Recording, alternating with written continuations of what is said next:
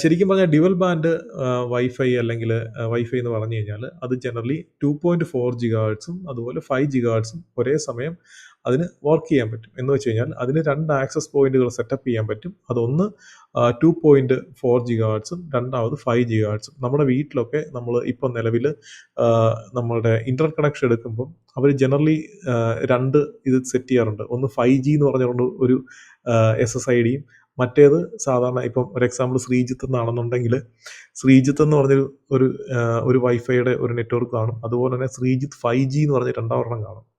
അത് dual band support ചെയ്യുന്ന മോഡത്തിൽ മാത്രമേ അത് അല്ലെങ്കിൽ റൗട്ടറിലോ അല്ലെങ്കിൽ വൈഫൈ ആക്സസ് പോയിന്റിലോ നമുക്ക് അങ്ങനെ ചെയ്യാനൊക്കത്തുള്ളൂ. അതായത് ഒരു ഡിവൈസ് തന്നെ അതിന് 2.4Gയും 5Gയും സപ്പോർട്ട് ചെയ്യും. അത് മിക്കവാറും എല്ലായിടത്തും നമുക്ക് കാണാൻ പറ്റുന്നുണ്ട്.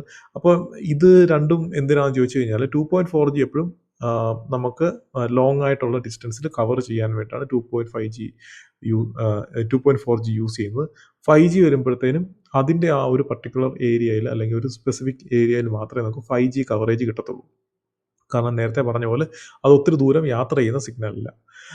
അപ്പം അതാണ് അതിനകത്തെ ഒരു പ്രത്യേകത. അപ്പോൾ ഇതിനകത്ത് ബേസിക്കലി നമുക്ക് നമ്മുടെ ഡിവൈസുകൾ ഒന്നുകിൽ 2.4Gയോ അല്ലെങ്കിൽ നമുക്ക് 5Gയിലോട്ടോ കണക്ട് ചെയ്യാൻ ഒക്കും.